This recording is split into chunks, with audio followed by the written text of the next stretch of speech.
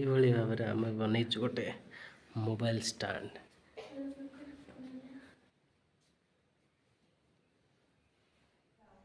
ବାଘକୁ କହିଲା ଆପଣ ହେଲେ ରାଜା,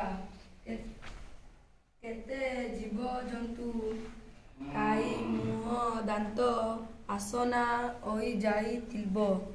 ଆପଣ ଯାଆନ୍ତୁ ପ୍ରଥମେ ଝରଣା ପାଣିରେ ମୁହଁ ଧୋଇବେ ଏବଂ ଝରଣା କୂଳର ମୁଗୁନି ପତରରେ ଦାନ୍ତକୁ ପଜେଇ ଆସି ମୋତେ ଖାଇବେ।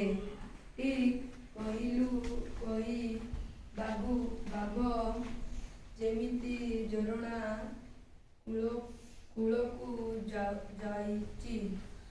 ଗରମଣି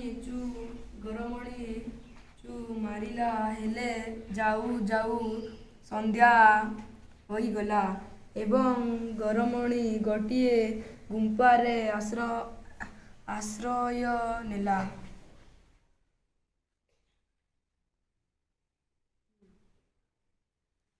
ସେଇଟା ଥିଲା ସିଂହର ଘର। ସିଂହ ଯେମିତି ଗୁମ୍ଫାରେ ପଶିଛି, ଦେଖିଲା ଅନ୍ଧାରରେ ଆଖି ଦୁଇଟି ଛି ଛି କରୁଛି। ଗର୍ଜନ କରି ପଚାରିଲା, କିଏ ରେ ତୁ?